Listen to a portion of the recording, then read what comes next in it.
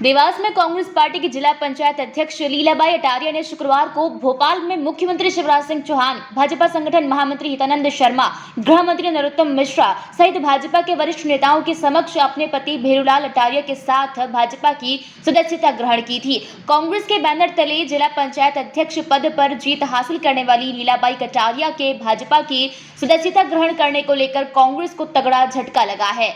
यहाँ हम आपको बता दें कि लीलाबाई अटारिया सोनकच्छ कांग्रेस विधायक सज्जन सिंह वर्मा के गुट की है और जिला पंचायत चुनाव में सज्जन सिंह वर्मा के सहयोग से ही जिला पंचायत अध्यक्ष बनी थी।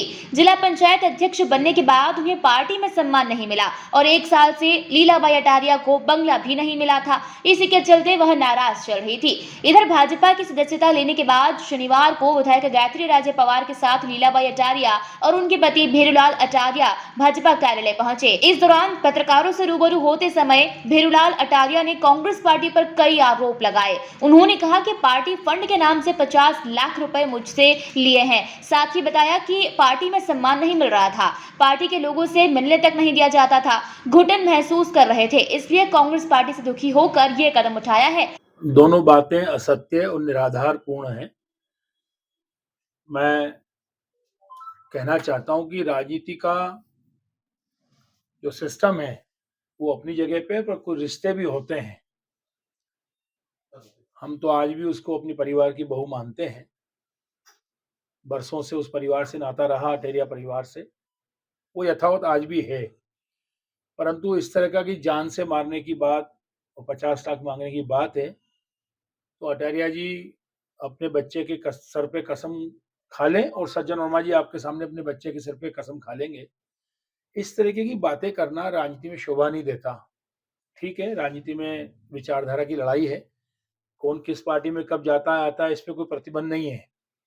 इतने वर्षों तक का साथ निभाने के बाद सज्जन भैया ने उनके लिए क्या नहीं किया, क्या किया, ये सब आप भी जानते हो। एक सरपंच से उठाकर जिला पंचायत का अध्यक्ष बना दिया, उसके बाद इस तरह के आरोप लगाना ये राजनीतिक सुशिक्षता का परिणाम नहीं। देखिए, जब उन्होंने नौकरी छोड़ी थी तब से हमें लग गया था कि कुछ न कुछ गड़बड़ है।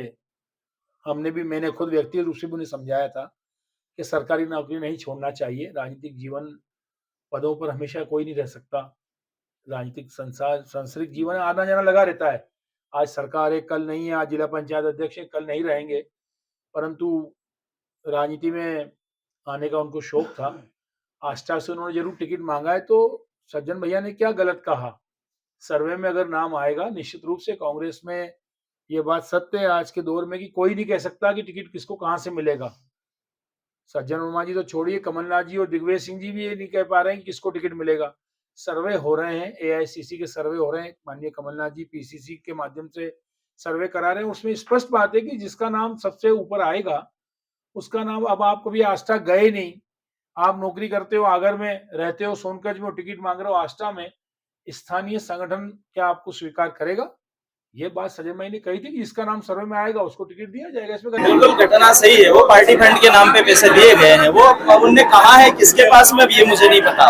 ये देखो, आज हमने जो देखा है कि जो आज विकास की बात हो रही है भाजपा के पास में, राष्ट्र हित की बात हो रही है मोदी जी के साथ है, बहुत सारी बातें जो महिलाओं के सम्मान की बात हो रही है, नारी अपने जो लाडली लक्ष्मी वाली बात हो रही है और लाडली बहना वाला काम हो रहा है। और मैंने देखा बीजेपी जो काम कर रही है, जनहितैषी काम कर रही है, समाज के विकास की बात कर रही है, इन चीजों से पहले उसमें उन्होंने ये विवाद का कारण नहीं कह सकते हैं। लेकिन कहीं ना कहीं मुझे ऐसा लगा कि मेरा भविष्य यहाँ उज्जवल नहीं है, क्योंकि आचार विचार मेल नहीं खा रहे थे जो लोगों को काम करने का तरीका। अगर पार्टी उचित समझेगी तो मैं चुनाव लड़ूंगा। मेरे काम कुछ भी नहीं हो रहे थे।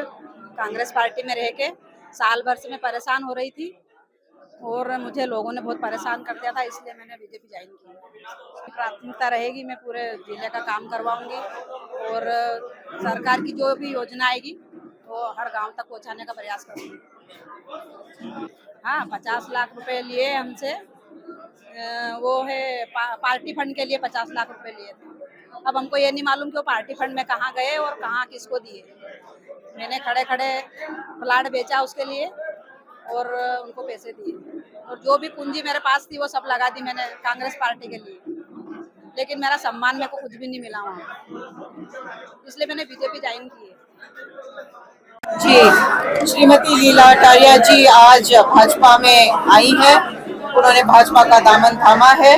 उनका मैं एक विधायक होने के नाते ही नहीं, एक नारी होने के नाते भी उनका बहुत बहुत स्वागत करती हूँ और आशा करती हूँ कि उनका कार्यकाल भारतीय जनता पार्टी में बेहतर होगा, काम करने के मौके बेहतर मिलेंगे और जो सेवा की भावना लेकर वो इस पार्टी में आई है, उसे उनको यहाँ पर बहुत सहयोग मिले। विषय ऐसा नहीं है, श्रीमती लीला जी ने अपना अलग से, उनका विवेक है, उन्होंने अपना निर्णय अलग से लिया है, किसी के डिसीजन पे निर्भर नहीं करता है। ये बिल्कुल कांग्रेस से परेशान होकर आई है और जब उन्होंने देखा है कि भारतीय जनता पार्टी में और दो महिलाएं, एक विधायक और महापौर, बहुत ही अच्छी तरीके से काम कर रही है, एक सुखद वातावरण में काम कर रही है, महिलाओं को ज्यादा सम्मान दिया जा रहा है भारतीय जनता पार्टी में, तो इसी को देखते हुए उन्होंने भारतीय जनता पार्टी का दामन थामा है और उनको इस चीज का बहुत ही फायदा मिलने भी वाला है।